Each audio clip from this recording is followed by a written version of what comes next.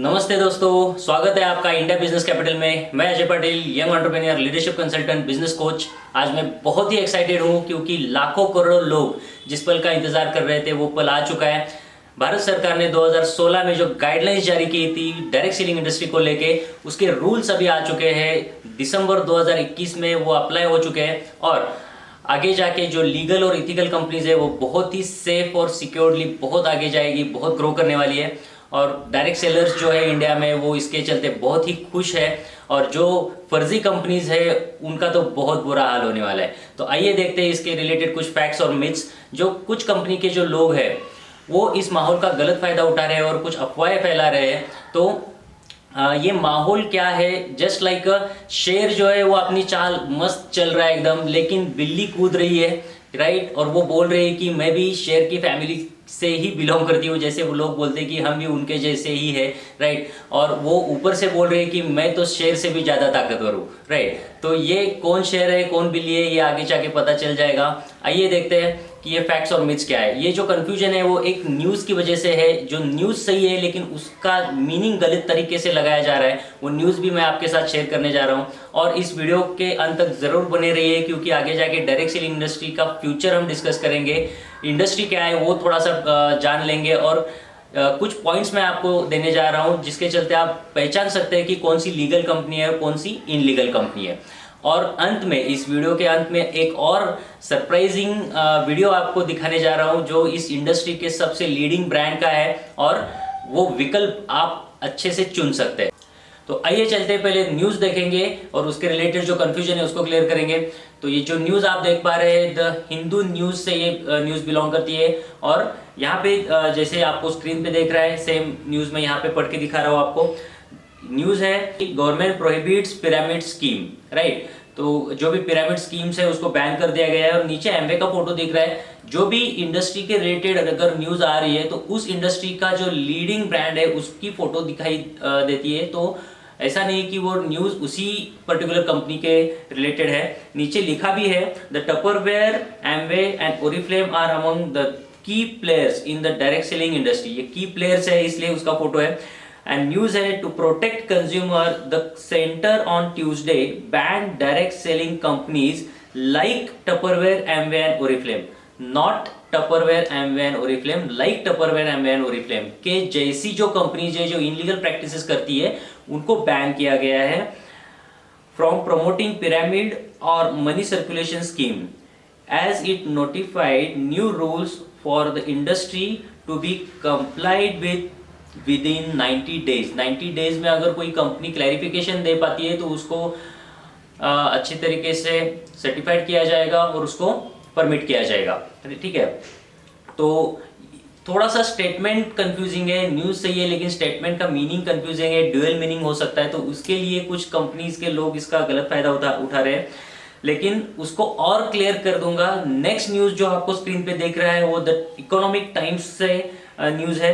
The government on Tuesday band direct selling companies from promoting pyramid and money circulation schemes as it brought out new rules from the industry in a move that would separate legitimate players like Amway, Tupperware and Oriflame from Ponzi schemes operators, right। जो Amway, Tupperware और Oriflame जैसी जो अच्छी companies है, और ये तीन ही companies का नाम आगे आ रहा है क्योंकि आज तो पूरे इंडस्ट्री में ये तीन ही कंपनीज थोड़ा अच्छे प्रोफाइल से, अच्छे बैकग्राउंड से और लीगल और इथिकल लग रही है।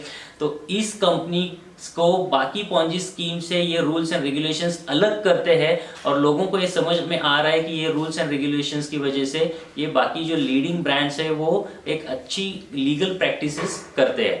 तो आगे और समझेंगे। जो लोग कंफ्यूज्ड है इस न्यूज़ को लेके या फिर जिनको मिसगाइड किया जा रहा है उनको तो मैंने क्लैरिफाई कर दिया, उनके लिए मैं समझ सकता हूँ। लेकिन जो जानबूझकर ये अफवाहें फैला रहे हैं उनको मैं सिंपल बताना चाहूँगा कि इतना कॉमन सेंस होना चाहिए कि जिस कंपनी के सीईओ को मिलने के लिए अगर खुद इंडिया के फाइनेंस मिनिस्टर इंडिया से यूएस जाते हैं और इंडिया में उनको ज़्यादा से ज़्यादा निवेश करने के लिए प्रोत्साहित करते हैं तो इस कंपनी की क्रेडिबिलिटी के बारे में आप सोच सकते हैं, राइट। तो बहुत फनी ये माहौल बन चुका है, लेकिन इसमें से बहुत अच्छे से आगे जाके ग्रोथ होने वाली है। तो आइए समझते हैं कि ये रूल्स एंड रेगुलेशंस क्या है। फर्स्ट रूल है जीरो रजिस्ट्रेशन कॉस्ट, राइट। कोई भी direct selling company registration cost के नाम पे कोई ज्वाइनिंग फीस नहीं ले सकती। कुछ मनी सर्कुलेशन स्कीम जो है वो पहले कुछ अमाउंट लेगी, आपको उसके अगेंस्ट कुछ प्रोडक्ट्स या डिस्काउंट्स या सर्विसेज क्लेम करेगी, और बाद में पता नहीं वो मिलेंगे नहीं मिलेंगे, किस तरीके से मिलेंगे, ठीक है। तो इसमें कुछ होटल्स के पैकेजेस दिए जाते हैं, जाने आने का वेलफेयर नहीं दिया जाता, वहाँ स्टे करने का दिया जाता है, लेकिन वहाँ पे जो फूड और बाकी एक्सपेंसेस है वो बेयर नहीं किए जाते। तो वहाँ पे जाके आपको ये हिडन टर्म्स एंड कंडीशंस पता चलती है। और जो भी लोग इस पैकेज को लेते हैं उसमें से 70 से 80% लोग जो है वो उस एक्सपेंसेस को देख के उस पैकेज को कंज्यूम ही नहीं करते, ठीक है। तो वो ऐसा ही पैसा कंपनी के पास एक्स्ट्रा जाता है और कंपनी का प्रॉफिट होता है, ठीक है। तो कुछ कंपनीज आपको वेब स्पेस देगी, कुछ कंपनीज आपको बहुत अलग अलग ऐसे चीजें जो आपकी जरूरत की नहीं है, like software and that's all of this things. तो ये आपको पहचानना है कि कौन सी कंपनी आपको पैसा देने के बाद इमीडिएट आपको जो चाहिए और जितना चाहिए उतना प्रोडक्ट्स और सर्विसेज प्रोवाइड कर रही है immediate on the spot, right. तो नेक्स्ट इज जो भी डायरेक्ट सेलिंग इंडस्ट्री है उनको कंज्यूमर्स को 100% सेटिस्फेक्शन गारंटी देनी पड़ेगी। 30 दिन के अंदर अगर वो कंज्यूमर सेटिस्फाइड नहीं है तो उसका प्रोडक्ट रिटर्न करके वो पैसा वापस देना पड़ेगा।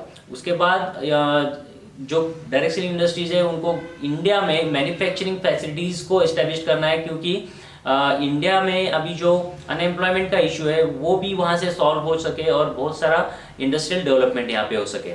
फोर्थ इज जहाँ पे जो कमीशन दिया जाता है डायरेक्ट सेलिंग इंडस्ट्री के डायरेक्ट सेलर्स को, जो कमीशन दिया जाता है वो कमीशन टीडीएस पे करके दिया जाना चाहिए, और जो बिल्स आप प्रोडक्ट्स और सर्विसेज के अगेंस्ट बिल्स लेते हैं वो जीएसटी कट करके बिल्स प्रोवाइड होने चाहिए। तो यहाँ पे आपको कुछ ये फैक्ट्स समझने हैं। तो आइए चलते हैं इस वीडियो के दूसरे पड़ाव में। इस वीडियो में जो भी इंफॉर्मेशन आपको दी गई है वो अगर आपको अच्छी लगती है, और जैसे यहाँ पे हमने डायरेक्ट सेलिंग इंडस्ट्री के ऊपर केस स्टडी दिया है, वैसे अलग अलग इंडस्ट्रीज के ऊपर, अलग अलग बिजनेस मॉडल्स के ऊपर बहुत ही जेन्युइन इंफॉर्मेशन लेके हम आएंगे। तो इस वीडियो को लाइक, कमेंट और शेयर करके चैनल को सब्सक्राइब जरूर कीजिएगा और बेल आइकॉन को हिट कीजिएगा, ताकि जो भी इंफॉर्मेशन हम आगे जाके आपको देने वाले वो सबसे पहले आप तक पहुंच सके। तो आइए देखते हैं डायरेक्ट सेलिंग इंडस्ट्री है क्या। डायरेक्ट सेलिंग ये एक लीगल, इथिकल और प्रूवन प्रोसेस है अपने प्रोडक्ट्स और सर्विसेज को लोगों तक पहुंचाने का। दुनिया में कुछ ऐसे ब्रांड्स हैं जो दशकों से अपने प्रोडक्ट्स जो है वो डायरेक्ट सेलिंग के थ्रू दुनिया भर में पहुंचा रहे हैं। इंडियन गवर्नमेंट के सामने भी आज जो अनएम्प्लॉयमेंट का इशू है इसके लिए डायरेक्ट सेलिंग एक सोल्यूशन है, और इसी के चलते इंडियन गवर्नमेंट भी आज एम्पावर कर रही है डायरेक्ट सेलिंग इंडस्ट्री को। डायरेक्ट सेलिंग इंडस्ट्री के बारे में आपके सामने कुछ ऐसे फैक्ट्स विद प्रूफ लेके आ रहे हैं, जिसके कारण आपको पता चलेगा कि डायरेक्ट सेलिंग इंडस्ट्री आज कितनी बड़ी है और इसका फ्यूचर कितना ब्राइट है। और अभी तो ये पूरी इंडस्ट्री के अंदर एक बहुत बड़ा क्रांतिकारी बदलाव होने जा रहा है, क्योंकि ई कॉमर्स बहुत तेजी से ग्रो कर रहा है और डायरेक्ट सेलिंग इसमें एक लीडिंग रोल प्ले करता है। केपीएमजी और फिकी के रिपोर्ट के अनुसार 2025 तक इंडिया का डायरेक्ट सेलिंग टर्नओवर होगा 64,500 करोड़, और 1,80,00,000 इंडियंस डायरेक्ट सेलिंग के साथ जुड़कर एक बेहतर जिंदगी जिएंगे। ये तो जस्ट शुरुआत होगी, क्योंकि यूएसए का 2021 का अगर टर्नओवर देखा जाए तो 3 लाख करोड़ का है, और जस्ट इंडिया के 1/3 पॉपुलेशन में इतना टर्नओवर हो सकता है, तो आगे इंडिया में क्या हो सकता है आप सोच सकते हैं। हमें जस्ट 10-20 साल पुरानी सोच को बदलने की जरूरत है। कुछ गलत कंपनियां आती थी और वो डायरेक्ट सेलिंग नाम के नीचे कुछ पॉन्जी स्कीम्स या चेन मार्केट या बाइनरी सिस्टम्स लेके आती थी। तो आज हमको ये पहचानने की जरूरत है कि डायरेक्ट सेलिंग इंडस्ट्री इन सबसे बहुत अलग है। 9 सितंबर 2016 के बाद गवर्नमेंट ऑफ इंडिया ने मिनिस्ट्री ऑफ कंज्यूमर अफेयर्स के तहत जो गाइडलाइंस जारी की है, उसके बाद तो बहुत हद तक ये इंडस्ट्री सेफ हो चुकी है। फास्ट 50 का सिलसिला, बड़ी खबर से डायरेक्ट सेलिंग पर गाइडलाइंस जारी कर दी गई हैं। डायरेक्ट सेलिंग कंपनियों को मैन्युफैक्चरिंग यूनिट लगाना जरूरी होगा।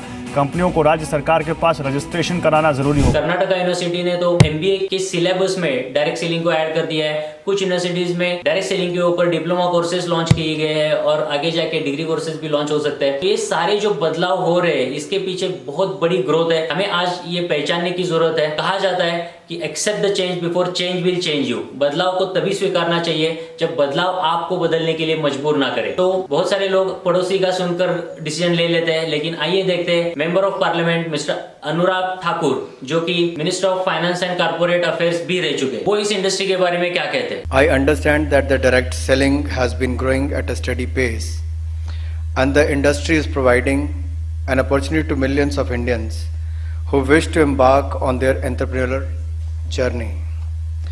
The direct selling industry contributes to India's growth and also creates jobs across the nation. That this industry has been given self-employment opportunity to our young generation. जिंदगी की असली उड़ान बाकी है, अभी कई और इम्तिहान बाकी हैं। अभी तो नापी है मुट्ठी भर जमी तुमने, अभी तो सारा आसमान बाकी है, अभी तो सारा आसमान बाकी है। डायरेक्ट सेलिंग इंडस्ट्री के बारे में हमने जान लिया है कि डायरेक्ट सेलिंग इंडस्ट्री कितनी बड़ी है और इसका फ्यूचर कितना ब्राइट और सिक्योर्ड है। लेकिन एक सवाल आपके मन में आ रहा होगा कि कौन सी कंपनी लीगल इथिकल है और कौन सी कंपनी इनलीगल है, इसको कैसे पहचाने। तो इसके लिए भी हम कुछ पॉइंट्स अभी हम आपको देने जा रहे हैं और अंत में एक सोल्यूशन भी देंगे जिस सोल्यूशन का आप बेनिफिट ले सकते हैं। तो फर्स्ट पॉइंट जो है, जो इनलीगल कंपनीज है, they just focused on profit. उनके कुछ बिजनेस प्रेजेंटेशन अगर आप देखेंगे या फिर कुछ उनके लीडर्स को आप मिलेंगे तो वो जस्ट प्रॉफिट प्रॉफिट प्रॉफिट के बारे में बात करेंगे। लोगों को कैसे बेहतर बना सकते हैं, औरों को क्या बेनिफिट हो सकता है, या फिर खुद कैसे बेहतर इंसान बन सकते हैं, इसके बारे में वो बात नहीं करेंगे। लेकिन जो लीगल कंपनीज है, just they focused on education. Education के ऊपर फोकस करेंगे, स्किल्स के ऊपर फोकस करेंगे, लोगों के लीडरशिप क्वालिटीज के ऊपर फोकस करेंगे, प्रोडक्ट ट्रेनिंग्स के ऊपर फोकस करेंगे ताकि वो अच्छे से एक बेहतर प्लेटफॉर्म के ऊपर काम कर सके। Second point is, illegal companies में इनकम अगेंस्ट ज्वाइनिंग होता है, क्योंकि कितने लोगों को आपने ज्वाइन किया उसके ऊपर आपको इनकम दिया जाता है। तो एक समय ऐसा आ जाता है जो कंपनी को एक ज्वाइनिंग के पीछे मिल रहा है 10,000, लेकिन कंपनी को बीच में कमीशन देना पड़ रहा है 12-15,000। वहां पे दो ही ऑप्शन कंपनी के पास रहते हैं, एक तो उनको ज्वाइनिंग फीस को बढ़ाना पड़ता है या फिर उनको इनकम को कैपिंग करना पड़ता है। आप ज्यादा से ज्यादा हफ्ते का इतना ही कमा सकते हो, महीने का इतना ही कमा सकते हो, कितना भी टर्नओवर करेंगे तो इनकम उतना ही रहता है। तो यहाँ पे आप कैसे इसको बिजनेस कह सकते हैं। जो लीगल कंपनीज है वहां पे इनकम अगेंस्ट टर्नओवर होता है, टर्नओवर जितना बढ़ेगा उतना इनकम बढ़ेगा, राइट। तो वहां पे अनलिमिटेड ग्रोथ हो सकता है। तो third point is, illegal companies में फ्यूचर रिटर्न्स के बारे में बात की जाती है कि आज आप इन्वेस्ट करेंगे तो 2 साल के बाद इतना मिलेगा, 3 साल के 5 साल के बाद 10 साल के बाद इतना मिलेगा। तो आप कैसे भरोसा कर सकते हो, क्योंकि बहुत बड़ी बड़ी मल्टीनेशनल कंपनीज भी रातों रात बैंकरप्ट हो सकती है। तो आगे का किसने सोचा है। लेकिन जो लीगल कंपनीज है वो इंस्टेंट रिटर्न के ऊपर काम करेगी कि आज आपने इस हाथ से पैसा दिया है तो इस हाथ से प्रोडक्ट्स या सर्विसेज को ले लिया, कल के लिए कुछ पेंडिंग नहीं है, तो आप एक स्ट्रेस फ्री बिजनेस को भी बिल्ड कर सकते हैं।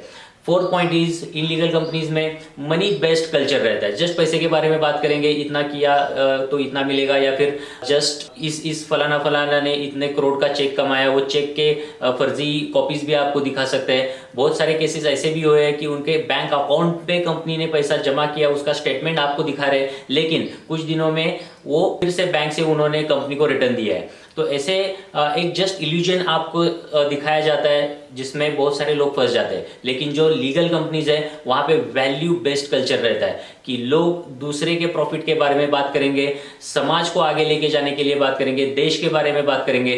तो ये वैल्यू बेस्ड कल्चर जहां पे रहता है वहां पे आपको खुद को एक सेफ और सिक्योर्ड फील हो जाएगा। तो ये कंपनी जो है, जो वैल्यूज के ऊपर बात करती है, वैल्यूज के ऊपर जिसका कल्चर डिपेंड करता है, वो बहुत आगे तक जाती है। भगवान श्री कृष्ण भी 3 अध्याय के 25वें श्लोक में इसी बात को कहते हैं, सप्ताह कर्मण्य विद्वांसो यथा कुर्वन्ति भारत।